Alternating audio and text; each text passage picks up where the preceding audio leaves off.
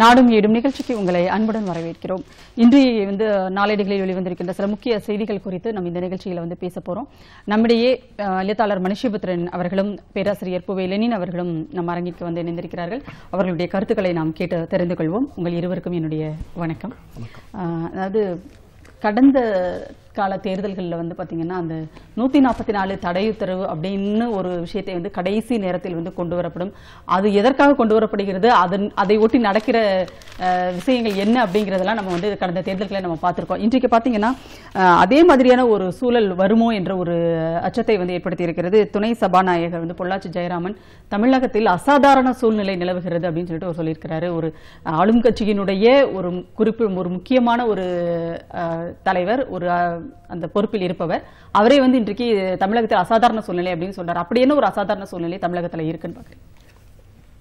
2 தினங்களுக்கு முன்புதான் எடப்பாடி பழனிசாமி ஒரு ஸ்டேட்மெண்ட் கொடுத்தார். என்னவென்று சொன்னால், தமிழ்நாட்டில் சட்டம் ஒழுங்கு மிகவும் சிறப்பாக இருக்கிறது. திமுக தலைவர் இப்படி போய் சுதந்திரமாக போய் தேர்தல் பிரச்சாரம் செய்வதற்கு அங்கு சட்டம் ஒழுங்கு ரொம்ப சிறப்பாக இருப்பதுதான் காரணம். தமிழ்நாட்டில் எந்த பிரச்சனையும் இல்லை என்று பேசி 2 நாள் கூட ஆகவில்லை. அவர்களுடைய ஒரு அமைச்சரே என்னால் வெளியே நடமாட முடியவில்லை, எனக்கு ஆபத்து இருக்கிறது என்று சொல்கிறார் என்று சொன்னால் தமிழ்நாட்டினுடைய சட்ட ஒழுங்கு நிலைமை எப்படி இருக்கிறது என்பதை நீங்கள் பார்த்துக் கொள்ளலாம். இதில் முக்கியமான ஒரு விஷயம், தொடர்ச்சியாக தமிழகத்தில் ஏதோ ஒரு பதட்டமான ஒரு சூழ்நிலையை தேர்தல் நேரத்தில் இவர்கள் ஏற்படுத்த திட்டமிடுகிறார்களோ என்கிற சந்தேகம் பலருக்கும் இருக்கிறது. அதனுடைய ஒரு முகாந்திரமாக இதை சொல்கிறாரா, அல்லது மக்களிடமிருந்து ஏற்படக்கூடிய கடுமையான எதிர்ப்பு? நீங்கள் பார்த்தீர்கள் என்று சொன்னால், அதிமுகவினர் ஓட்டு கேட்டு போகிற இடங்களில் எல்லாம் பல இடங்களில் மக்கள் கடும் எதிர்ப்பை வெளிப்படுத்துகிறார்கள். அதிலும் முக்கியமாக இந்த பொள்ளாச்சி விவகாரம் என்பது மக்களை ஒரு மிகப்பெரிய அளவிற்கு அவருடைய உணர்வுகளை காயப்படுத்தி இருக்கிறது. அப்படிப்பட்ட நிலையில் தனக்கு கொடுக்கப்பட்டிருந்த அந்த சிறப்பு பாதுகாப்பு ஏற்பாடு இப்பொழுது தேர்தல் காலம் என்பதனால் திரும்ப பெறப்பட்டிருப்பது என்பது உண்மையில் மக்களில் யாராவது தன்னை ஏதாவது ஹராஸ் பண்ணலாம் என்கிற பயம் அவருக்கு இருக்கலாம். இதில் முக்கியமாக நாம் கவனிக்க வேண்டிய விஷயம் என்னவென்று சொன்னால், மக்களுக்கு நெருக்கமாக இருக்கக்கூடிய தலைவர்கள் மக்களை கண்டு அஞ்சுவது கிடையாது. அதே சமயத்தில் சட்டம் ஒழுங்கு தொடர்பாக இவர்கள் சொல்லக்கூடிய விஷயங்கள் என்பது எவ்வளவு போலியானது என்பதை இந்த கூற்றே நிரூபிக்கிறது. முதலமைச்சர் சொன்னதற்கு முற்றிலும் நேர்மாறாக அமைச்சர் பேசுகிறார் என்றால், ஒரு அமைச்சர் தனக்கே பாதுகாப்பற்ற சூழ்நிலை இருக்கிறது என்று சொல்கிறார் என்று சொன்னால், தமிழ்நாட்டினுடைய சட்டம் ஒழுங்கு நிலை எந்த அளவிற்கு சீர்கேடடைந்திருக்கிறது என்பதை நாம் உணர்ந்து கொள்ளலாம். கண்டிப்பாக. அதுவும் அவர் ஒரு பொள்ளாச்சி பாலியல் வன்முறை சம்பவங்களோடு தொடர்புபடுத்தி பேசப்படுகின்ற ஒரு சூழலில் அவர் இப்படி சொல்லியிருக்கிறதே நம்ம கொஞ்சம் இதுவாக தான் பார்க்க வேண்டியதாக இருக்கிறது. லெனின் சார், அதாவது தேர்தல் அறிக்கைகள் அப்படின்னா அதனுடைய சாதக பாதகங்கள் குறித்து விவாதங்கள் நடக்கும். இன்னொரு பக்கம் அதில் கூறப்பட்டிருக்கின்ற அந்த வாக்குறுதிகள் நிறைவேற்றுவதற்கு வாய்ப்புகள் இருக்கிறதா இல்லையா, இது எப்படிப்பட்ட வாக்குறுதிகள், இது தேவையா தேவையில்லையா, இப்படின்ற ஒரு விவாதங்கள் தான் நம்ம நடக்கிறத பார்த்திருக்கோம். ஆனால் இன்னைக்கு இந்த தேர்தலை பொறுத்தவரை ஏற்கனவே அதிமுக வெளியிட்ட தேர்தல் அறிக்கையை எந்த அளவுக்கு சமூக வலைத்தளங்களில் கேலி செய்தார்கள் அப்படிங்கிறதும் பார்த்தோம். இன்றைக்கு அதன் தொடர்ச்சியாக பாஜகவினுடைய தேர்தல் அறிக்கையும் பார்த்தீங்கன்னா இன்றைக்கு நெட்டிசன்கள் கடுமையா கலாய்ச்சிட்டு இருக்காங்க இணையதளத்தில். நீங்க எப்படி பாக்குறீங்க?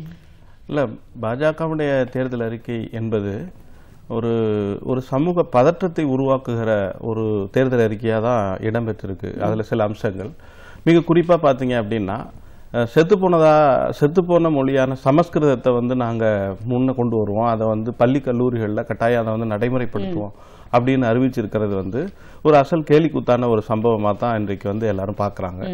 அதே மாதிரி ராமர் கோயிலை நாங்க மறுபடியும் கட்டுவோம், அதே மாதிரி காஷ்மீருக்கு சிறப்பு அந்தஸ்து வழங்கக்கூடிய சட்டப்பிரிவை நீக்குவோம். அப்ப இது எல்லாமே அவங்களுடைய அடிப்படைவாத தன்மையை தான் வெளிப்படுத்துது அப்படிங்கறத பொதுவா ஜனங்களுடைய கருத்தா இருக்கு. ஆனா இன்றைக்கு நாட்டில் கவனிக்கப்பட வேண்டிய பிரச்சனைகள் எவ்வளவோ இருக்கு, மக்களுடைய கோரிக்கைகள் எவ்வளவோ கோரிக்கைகள் இருக்கு. ஆனா அந்த கோரிக்கைகள் எல்லாத்தையும் விட்டுட்டு அவங்களுடைய RSS அடிப்படைவாத திட்டங்களை நிறைவேற்றிக் கொள்வதற்கான ஒரு தேர்தல் அறிக்கையா இருக்குது. அப்ப அது எவ்வளவு மக்கள் விரோத தேர்தல் அறிக்கையா இருக்குது அப்படிங்கறத தான் நெட்டிசன்கள் இன்றைக்கு கருத்துக்களாக வெளியிட்டு வர்றாங்க. இப்போ நாம வந்து மிக முக்கியமான கோரிக்கையாக தமிழகத்திலிருந்து வைக்கிறது இந்த நீட் தேர்வை ரத்து செய்யணும் அப்படின்னு சொல்லி கேட்குறோம். விவசாயிகளுடைய வாழ்வாதார பிரச்சனைகள் பாதிக்கப்பட்டிருக்குது அப்படின்னு சொல்லி கேட்குறோம். அதே மாதிரி இன்றைக்கு கேஸ் சிலிண்டருடைய விலை வந்து கிட்டத்தட்ட 1000 ரூபாய் ஆயிருக்கு. அது மக்களை பாதிக்கிற அடித்தட்டு மக்களுடைய பிரச்சனைகள் எவ்வளவோ இருந்தாலும் கூட அதையெல்லாம் விட்டுட்டு அந்த ஆட்சி அதிகாரத்தை கைப்பற்றிய உடனே தங்களுடைய தீவிரவாத தன்மையை நடைமுறைப்படுத்துவதற்கான வேலை திட்டங்களை அவங்க வச்சிருக்கிறதுங்கிறது முற்றிலும் மக்களை உதாசீனப்படுத்துகிற ஒரு பாசிச போக்கு என்பதைத்தான் இந்த தேர்தல் அறிக்கை காட்டுகிறது. கண்டிப்பாக அவர்கள் வைத்திருக்கிற இந்த கோரிக்கை எதையுமே வந்து இளைஞர்கள் பொருட்படுத்தவில்லை, அவர் வந்து ஒரு கேலியும் கிண்டலுமாக பார்க்கிறார்கள் அப்படிங்கிறதையும் வந்து நம்ம இதில் பார்க்க வேண்டியதாக இருக்கிறது. சென்னை அப்படின்ற அந்த வார்த்தை வந்து காணாமல் போயிடுச்சுன்னு சொல்லிட்டு ரயில் பயணிகள் வந்து புகார் கொடுத்திருக்காங்க. சென்னை சென்ட்ரல் ரயில் நிலையத்தினுடைய பெயர் வந்து மாற்றப்பட்டிருக்கிறது. ஆனால் அதில் வந்து சென்னை என்ற அடையாளம் வந்து இன்றைக்கு காணாமல் போயிருக்கிறது அப்படின்னு சொல்றாங்க. நீங்க எப்படி பாக்குறீங்க?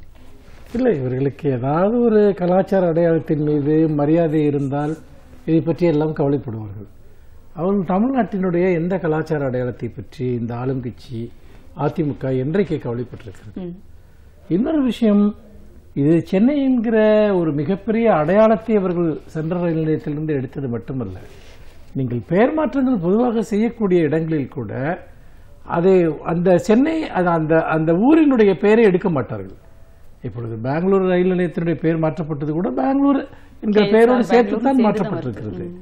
காரணம் என்னவென்று சொன்னால், அந்த பெயர் என்பது நீண்ட காலமாக இந்தியா முழுக்க இருந்து வரக்கூடிய பயணிகள், வேற வேறு மாநிலங்கள் மொழிகளை சேர்ந்தவர்கள் எல்லோருக்குமான ஒரு அடையாளம் அது.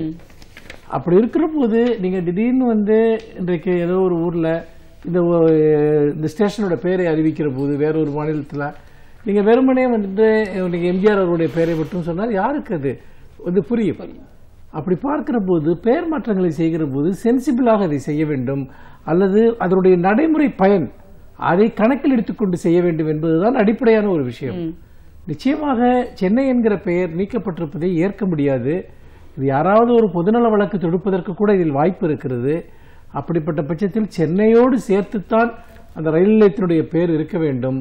ஏனென்றால் சென்னை என்பதுதான் அந்த ரயில் நிலையத்தினுடைய முகம், அடையாளம். அதை மறைப்பதன் மூலமாக ஒன்று ஒரு பண்பாட்டு அடையாளத்தை, ஒரு கலாச்சார அடையாளத்தை அவர்கள் மறைக்கிறார்கள் என்பது ஒரு புறம். இன்னொரு புறம் அது பயணிகளுக்கு ஒரு மிகப்பெரிய குழப்பத்தை ஏற்படுத்தக்கூடிய ஒன்று. இதையெல்லாம் யார் திட்டமிடுகிறார்கள், யார் இதையெல்லாம் முடிவு செய்கிறார்கள் என்று நம்மால் புரியவில்லை. ஒரு குறைந்தபட்சமான ஒரு காமன் சென்ஸ் இருக்கக்கூடிய ஒரு மனிதனுக்கு கூட இது வந்து இதை இப்படி இருக்கக்கூடாது என்பது தெரியும். ஆனால் இவர்களை பொறுத்த வரைக்கும் அதை பற்றியெல்லாம் எந்த கவலையும் எப்போதும் இருந்ததில்லை என்பதைத்தான் நாம் பார்க்கிறோம். கண்டிப்பாக. அதாவது கோடை அப்படின்னாலே இப்போ எப்படி மழைக்காலம் வந்தால் மிகப்பெரிய ஒரு பாதிப்புகளும் அதன் விளைவாக ஏற்படுகின்ற நோய்கள் உள்ளிட்ட பல்வேறு விஷயங்களை வந்து பொதுமக்கள் எதிர்கொள்ள நேருமோ, அதே மாதிரி கோடை காலத்திலும் வந்து அந்த இஷ்யூஸ் எல்லாமே வந்து இருக்கதான் செய்யும். அப்படிப்பட்ட சூழலில் அதாவது ஒரு வெள்ளப்பெருக்கையோ அல்லது மழைக்காலத்தையோ எதிர்கொள்வதற்கு உள்ளாட்சி அமைப்புகளினுடைய அந்த பணியானது எவ்வளவு முக்கியமோ அதே மாதிரி கோடை காலத்திலும் வந்து மிக முக்கியமான ஒரு பணியை வந்து உள்ளாட்சி அமைப்புகள் மேற்கொள்ளும். ஆனால் இன்றைக்கு உள்ளாட்சி அமைப்புகளில் பிரதிநிதிகளே இல்லாத ஒரு சூழல் இருக்கிறது. இதை சுட்டிக்காட்டி ஒரு தலையங்கம் வந்திருக்கிறது ஒரு நாளேட்டில். நீங்க அது அதாவது பொதுவாக வந்து உள்ளாட்சி அமைப்புங்கிறது தான் ஜனநாயகத்தினுடைய அடிப்படையான வேர். இப்போ இன்றைக்கு இருக்கக்கூடிய அரசுகள் ஜனநாயகத்தை பற்றி கவலைப்படுறவங்களா இருந்திருந்தா அவங்க உள்ளாட்சி அமைப்புடைய தேர்தலை நடத்தியிருக்கணும். இது வெறுமனே வந்து கோடை காலத்து காரணம் மட்டும் இல்லை, எல்லா நாட்களுக்குமே உள்ளாட்சி அமைப்புகள் என்பது தொடர்ந்து 24 மணி நேரமும் செயல்பட வேண்டிய ஒரு ஜனநாயகபூர்வமான அமைப்பு. நீங்கள் கடந்த புயல் வெள்ள நிவாரண பணிகள் அதெல்லாம் பார்த்தீங்க அப்படின்னா முழுக்க முடங்கி போயிருக்கு. இன்னமும் பல குக்கிராமங்களில், வேதாரண்ய பகுதியில் நானும் அங்கே வந்து களத்தில் வேலை செஞ்சேன். பல குக்கிராமங்களில் இன்னமும் வந்து நிலைமை சீரடையாமல் தான் இருக்கு. பல கிராமங்கள்ல இன்னைக்கு வந்து அடிப்படையான வசதிகள் கூட கிடைக்காத அளவுக்கு மக்கள் பாதிக்கப்பட்டிருக்கிறாங்க. குடிநீர் பற்றாக்குறை தான் கண்டிப்பா பெரிய பிரச்சனை. அப்போ முழுக்க பாத்தீங்க அப்படின்னா இந்த அடிப்படையான வசதிகளை இன்னும் சீரமைக்காதனால இன்னைக்கு வந்து அடுத்த ஒரு பெரிய துயரமா இன்றைக்கு கோடை வந்திருக்கு. தென்னிந்தியாவில் கிட்டத்தட்ட 60% மழை குறைந்திருக்குது அப்படிங்கிற தகவல் வந்து ரொம்ப வருத்தமளிக்கக்கூடியதா இருந்தாலும் அப்ப அந்த அளவுக்கு வந்து வெப்பம் வந்து அதிகமா இருக்கு. ஒரு பக்கம் மழை அதிகமா இருந்ததுன்னா அதே ஆண்டு வந்து வறட்சி அதிகமா இருக்குங்கிற இயற்கையின் போக்குக்கு ஏற்ப இன்றைக்கு மக்கள் வெகுவா பாதிக்கப்பட்டிருக்கிறாங்க. அப்போ இந்த உள்ளாட்சி அமைப்பு என்பது இன்றைக்கு எவ்வளவு முக்கியமானது என்பதை காலம் உணர்த்தக்கூடியதா அது வந்து மாறி இருக்கு. அதனால அதனால விரைந்து இந்த உள்ளாட்சி தேர்தலை நடத்தணும். அரசு வந்து ஒவ்வொரு முறையும் மனு போடும்போது ஏதாவது ஒரு காரணத்தை சொல்லி வந்து அவங்க தள்ளி போட்டுக்கிட்டே இருக்காங்க. அதாவது சொந்த அரசியல் விருப்புகளுக்காக தங்களுடைய சுயபலத்தை வந்து அவங்க நிரூபிக்கிறதுக்கான வாய்ப்பு இல்லை அப்படிங்கிறதுக்காக தள்ளி போடுவது என்பது தொடர்ந்து மக்களை புறக்கணிக்கிற ஒரு மாற்றாந்தாய் மனப்பான்மையை தான் நம்ம வந்து அதை பார்க்க வேண்டியிருக்கு. கண்டிப்பாக. அதுவும் இப்ப வந்து இவங்க நேரடியாக மக்கள் கிட்ட வாக்கு கேட்டு போகும்போது வருகின்ற அந்த எதிர்ப்புகளை நேரடியா பாக்குறாங்க. அப்ப இன்னும் கொஞ்சம் வந்து அவங்களுக்கு உள்ளாட்சி தேர்தலை நடத்துவதற்கு வந்து ஒரு அச்சம் தான் வந்து. நேற்று கூட மதிப்பிற்குரிய அமைச்சர் ஒருத்தர் வந்து போனப்போ காலி குடங்களோட ஜனங்க வந்து போராடி திருப்பி அனுப்பிச்சிட்டாங்க, பாராளுமன்ற உறுப்பினர்கள்லாம் திருப்பி அனுப்பப்படுறாங்க அப்படின்னா மக்கள் எந்த அளவுக்கு பாதிக்கப்பட்டிருக்கிறாங்கிறத வந்து தான் நம்ம பார்க்க வேண்டியது. கண்டிப்பாக. தேர்தல் ஆணையம் மீது வந்து மிகப்பெரிய குற்றச்சாட்டுகள் எல்லாம் முன்வைக்கப்பட்டு வந்த சூழலில் இன்றைக்கு ஓய்வு பெற்ற அதிகாரிகள் ஒரு 66 பேர், முன்னாள் வெளியுறவு செயலாளர், அதுக்கப்புறம் முன்னாள் திட்ட கமிஷன் செயலாளர் உள்ளிட்ட 66 அதிகாரிகள் வந்து குடியரசுத் தலைவருக்கு ஒரு கடிதம் அனுப்பியிருக்காங்க. தேர்தல் ஆணையத்தினுடைய நம்பகத்தன்மை வந்து இன்னைக்கு கேள்விக்குறியாகி இருக்கிறது அப்படின்னு சொல்லிட்டு. ஆட்சியாளர்கள் வருவார்கள் போவார்கள், ஆனால் அமைப்புகள் நிரந்தரமாக இருக்கக்கூடியவை. அது நீதித்துறையாக இருக்கலாம் அல்லது ஒரு தேர்தல் ஆணையமாக இருக்கலாம். அடிப்படையான அமைப்புகள், அரசு நிர்வாக அமைப்புகள், அந்த அமைப்புகளை நீங்கள் சீர்குலைத்து விட்டால் பிறகு அவற்றை திரும்பவும் நிர்மாணம் செய்வது மிகவும் கடினம். அப்படி பார்க்கிற போது தேர்தல் ஆணையத்தினுடைய வீழ்ச்சி என்பது ஒட்டுமொத்த இந்தியாவில் ஜனநாயகத்தினுடைய வீழ்ச்சியாகத்தான் பார்க்கப்படுகிறது. என்றால் ஒரு நாட்டினுடைய ஜனநாயகம் அல்லது அரசியல் சாசனம் சார்ந்த ஒரு ஆட்சி நடக்கிறது என்பது தேர்தல்கள் மூலமாகத்தான் உறுதிப்படுத்தப்பட முடியும். மக்களுடைய அதிகாரம் அல்லது மக்களுடைய விருப்புறுதி என்பது தேர்தலின் மூலமாகத்தான் பிரதிபலிக்கிறது. ஆனால் அந்த தேர்தல்கள் சமநிலையற்ற வகையில் அல்லது முறைகேடுகளுக்கு உதவக்கூடிய வகையில் நடக்கும் என்றால், அல்லது தேர்தல் ஆணையம் ஒருதலை பட்சமாக நடந்து கொள்ளும் என்றால், அதனுடைய வீழ்ச்சி ஒட்டுமொத்த அமைப்பினுடைய வீழ்ச்சியாக இருக்கும். இன்றைக்கு இந்த முன்னாள் அதிகாரிகள் ஜனாதிபதிக்கு எழுதியிருக்கக்கூடிய அந்த கடிதத்தில் சுட்டிக்காட்டக்கூடிய விஷயங்களை நீங்கள் பாருங்கள். அதாவது பிரதமர் வந்து ஒரு ஏவுகணை சோதனை நடத்தியதை பற்றி தேர்தல் நடத்தை விதிகள் இருக்கிற போது நாட்டிற்கு எந்த அபாயமும் இல்லாத ஒரு காலகட்டத்தில் இப்பொழுது என்ன போர் நடந்து கொண்டிருக்கிறதா, இந்த நாட்டில் ஒரு மிகப்பெரிய ஏதாவது ஒரு ஆபத்து வந்திருக்கிறதா வந்து பிரகடனம் செய்கிறார் என்றால், இந்த நாட்டினுடைய பாதுகாவலன் அல்லது தான் இந்த நாட்டினுடைய ஒரு மிகப்பெரிய மேஜர் ஜெனரல் போன்ற ஒரு தோற்றத்தை உருவாக்குகிறார். இன்னொரு புறம் அதற்கு சாதகமாக இந்திய ஆர்மியே மோடி ஆர்மி, மோடியினுடைய ராணுவம் என்று பேசுகிறார்கள். அதற்கு தேர்தல் ஆணையம் சில மென்மையான அறிவுறுத்தல்களை மட்டும் கொடுக்கிறது. இன்னொரு பெரிய பிரச்சனை இந்த நமோ டிவி. இன்றைக்கு நாங்கள் தேர்தல் பிரச்சாரத்திற்காக செல்லுகிற போது ஒரு போஸ்டர் ஒட்டுவதற்கு கூட அனுமதி கிடையாது. ஒரு கொடி கட்டுவது, ஒரு கட்சி கொடியை கட்டுவது உட்பட ஒரு அங்கு வரக்கூடிய ஊழியர்களுக்கு, கட்சி ஊழியர்களுக்கு உணவு வழங்குவது உட்பட 1000 கட்டுப்பாடுகள், விதிமுறைகள். ஆனால் மோடியினுடைய பெயரில் எந்த அனுமதியும் இல்லாமல் அதனுடைய உரிமையாளர் யார் என்று தெரியாமல் ஒரு தொலைக்காட்சி ஒளிபரப்பாகிக் கொண்டிருக்கிறது. அதற்கு யார் முதலீடு செய்திருக்கிறார்கள் என்று எந்த கணக்கு வழக்கும் கிடையாது. இதை சுலபமாக தேர்தல் ஆணையம் கடந்து செல்கிறது. இதே இன்று நான் திரும்ப திரும்ப கேட்கக்கூடிய கேள்வி அதுதான். மோடிக்கு எதிராக இன்றைக்கு யாராவது ஒரு தொலைக்காட்சி சேனலை எந்த அனுமதியும் இல்லாமல் திடீரென நடத்தி மோடியினுடைய இந்த 5 ஆண்டுகள் ஆட்சியின் அவலங்களை பற்றி பேசிக்கொண்டே இருந்தால் இவர்கள் சும்மா விட்டு விடுவார்களா? ரஃபேல் ஊழல் புத்தகத்துக்கு வந்து என்ன எவ்வளவு பெரிய நெருக்கடியை ஏற்படுத்தினார்கள். ஊடகங்கள் தொடர்ந்து கடும் நெருக்கடிக்கு ஆளாக்கப்படக்கூடிய ஒரு சூழலை பார்க்கிறோம். அதே போல நீங்கள் இன்றைக்கு மோடியை பற்றிய ஒரு திரைப்படம் வருகிறது. தேர்தல் காலத்தில் இப்படி ஒரு திரைப்படத்தை வந்து வெளியிடுவதற்கு அவர் எடுத்துக்கொண்டிருக்கக்கூடிய முயற்சிகள் நிச்சயமாக இந்த தேர்தல் வட மாநிலங்களில் தேர்தல் நெருங்குகிற போது இந்த படத்தை வெளியிடுவதுதான் அவர்களுடைய திட்டம். அதை நோக்கித்தான் அவர்கள் இப்பொழுது சென்று கொண்டிருக்கிறார்கள். இன்னும் அதற்கு தணிக்கைத்துறை சான்றளிக்கவில்லை என்று சொல்வது எல்லாமே படத்தை சரியான சமயத்தில் வெளியிடுவதற்காக அவர்கள் காத்துக் கொண்டிருக்கிறார்கள். அது வட மாநிலத்தில் இருக்கக்கூடிய, ஏனென்றால் தென்னிந்தியாவில் அந்த படத்திற்கு எந்த இம்பாக்ட் இருக்காதுன்னு அவங்களுக்கு நன்றாக தெரியும். வட மாநில தேர்தல்கள் தொடங்குகிற போது புதிய காட்சிகளை அரங்கேற்றுவதற்காக இதை செய்கிறார்கள். ஆனால் தேர்தல் ஆணையம் இது எதை பற்றியுமே கவலைப்படவில்லை என்பதைத்தான் இது காட்டுகிறது. இது எவ்வளவு பெரிய ஒரு அமைப்பு சார்ந்த வீழ்ச்சி என்பதைத்தான் கவலையோடு இந்த அதிகாரிகள் சுட்டிக்காட்டியிருக்கிறார். அதாவது தபால் வாக்குகள் வந்து தொடக்கத்திலிருந்தே வந்து ஒரு மிகப்பெரிய ஒரு குளறுபடியான ஒரு விஷயமாக இருந்துட்டு இருக்கு. பொதுவாக தேர்தலில் பார்த்தீங்கன்னா அந்த வெற்றி தோல்வியை தீர்மானிக்கின்ற வாக்குகளாக பல நேரங்களில் வந்து தபால் வாக்குகள் தான் வந்து இருந்திருப்பதை நம்ம பார்க்கிறோம். இந்த நிலையில் பார்த்தீங்கன்னா தபால் வாக்குகள் வந்து அதற்கான வாக்குச்சீட்டுகள் அளிப்பதில் வந்து மிகப்பெரிய ஒரு குளறுபடிகள் நடந்திருப்பதாக ஜாக்டோ ஜியோ அமைப்பு வந்து புகார் தெரிவித்திருக்கிறது. நீங்க அதாவது இந்த அரசு நிர்வாக எந்திரத்தை இயக்குகிற அரசு ஊழியர்களுடைய வாக்கு என்பது ரொம்ப முக்கியமானது. ஏன்னா சமீபத்தில் அவங்க நடத்தின போராட்டங்கள் அது வந்து அரசுக்கு எவ்வளவு பெரிய நெருக்கடியை உருவாக்குனது அப்படிங்கிறது எல்லாருக்குமே தெரிந்த ஒரு செய்தி தான்.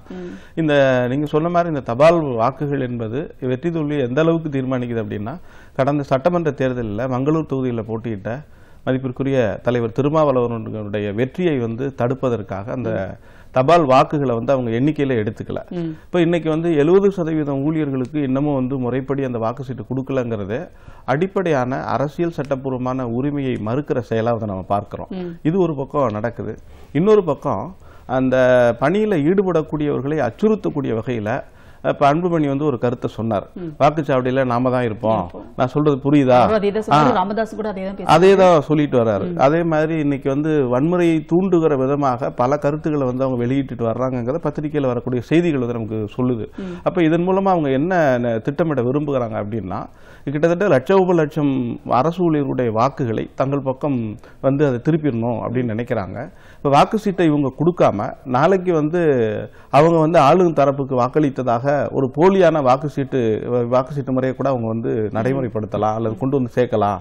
அப்ப தங்களுடைய வெற்றி தோல்வியை வந்து தீர்மானிக்கக்கூடியதாக அதை வந்து ஒரு துருப்பு சீட்டா பயன்படுத்திக்கலாங்கிற போக்கு வந்து நிலவரது தான் இந்த செய்தி வந்து காட்டுறதா நம்ம நினைக்கிறோம்.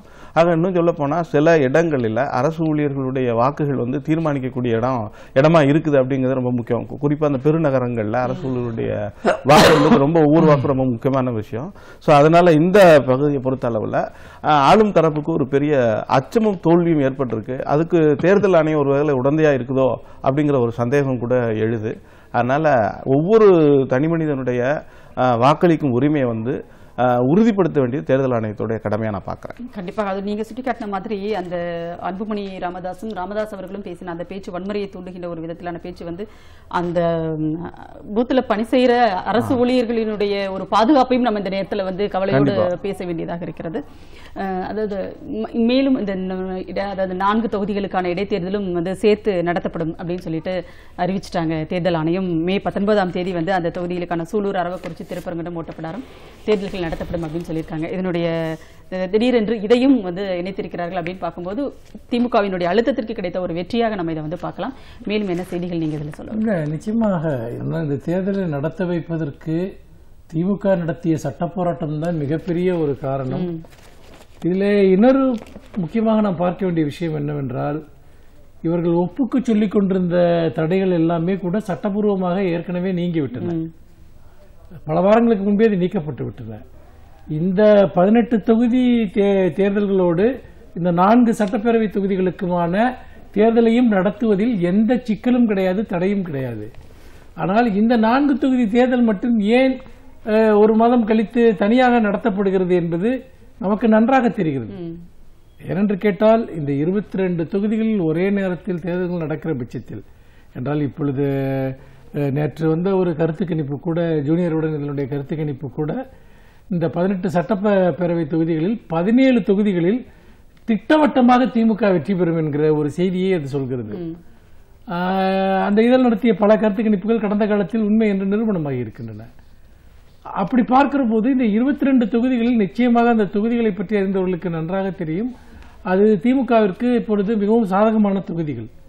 அப்பொழுது 22 தொகுதிகளிலும் தேர்தல் ஒரே நேரத்தில் நடந்தால் திமுக ஸ்வீப் பண்ணும் அல்லது ஒரு ஒட்டுமொத்தமான ஒரு பெரிய வெற்றியை பெற்றால் அடுத்த நிமிடம் தமிழ்நாட்டில் ஆட்சி மாற்றம் நடக்கும். அப்ப கிட்டத்தட்ட ஒரு மினி பொது தேர்தல் போன்றதுதான் இது. இந்த இடத்துல என்ன ஒரு கேள்வி வருகிறது என்றால், ஏன் இந்த 4 தொகுதிகள் தேர்தலை தேர்தல் ஆணையம் தனியாக அறிவிக்கிறது என்கிற போதுதான் இதற்கு பின்னால் வழக்கமாக இதற்கு முன்னால் நாம் தேர்தல் ஆணையம் பற்றி பல விஷயங்களை பேசினோம் அல்லவா, அவருடைய தொடர்ச்சியாகத்தான் இதையும் நாம் பேச வேண்டியிருக்கிறது.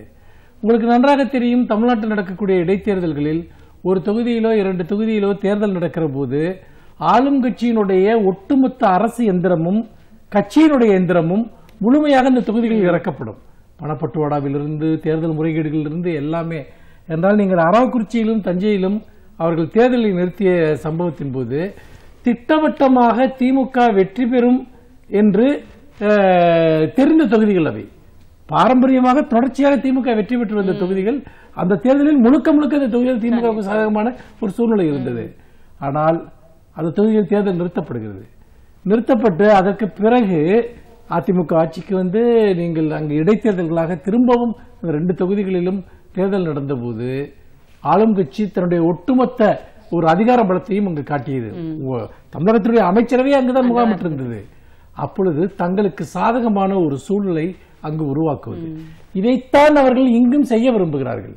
ஏனென்றால் இந்த 22 தொகுதிகளுக்கு மொத்தமாக நடத்தினால், நாடாளுமன்ற தேர்தலோடு நடத்தினால் தங்களுடைய ஒட்டுமொத்த அரசு இயந்திரத்தை அங்கு கொண்டு போய் பயன்படுத்த முடியாது.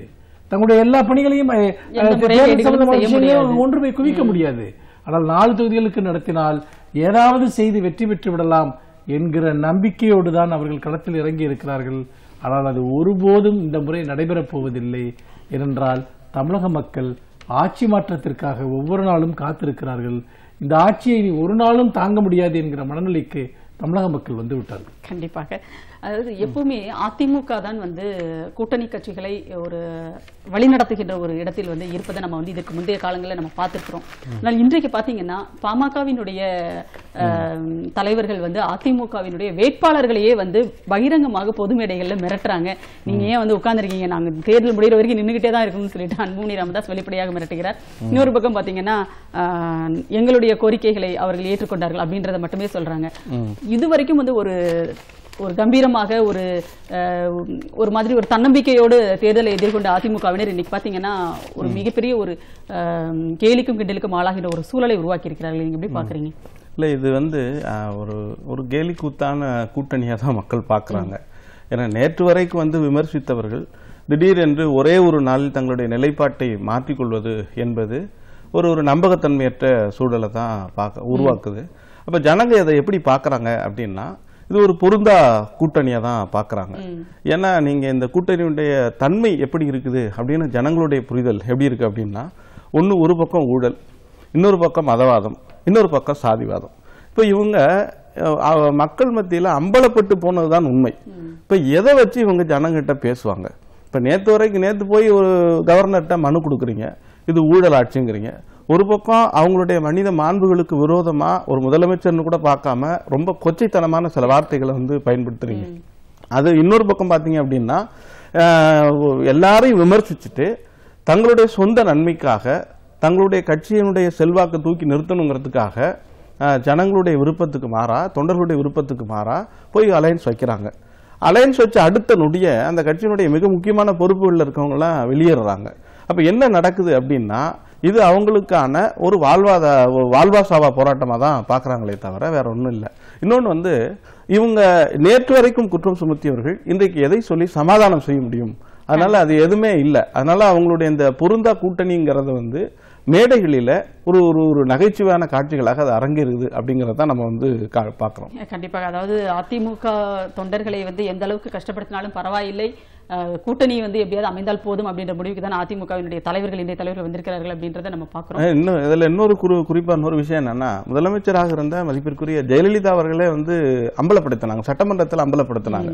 மரக்காணம் கலவரத்துக்கு பாமக தான் காரணம், அது வந்து மக்கள் விரோத கட்சி, நான் நினைத்தால் பாமகவை தடை செய்வேன் என்கிற அளவுக்கெல்லாம் அவங்க வந்து கடுமையா பேசினாங்க. எல்லாவற்றையும் வந்து அதிமுகவினரும் மறந்திருக்க மாட்டார்கள், எந்த கட்சியினரும் மறந்திருக்க மாட்டார்கள், தமிழக மக்களும் மறந்திருக்க மாட்டார்கள் அப்படிங்கறதான் வந்து கண்டிப்பா. உங்களுடைய கருத்துக்களை எங்களோடு பகிர்ந்து கொண்டமைக்கு மிக்க நன்றி.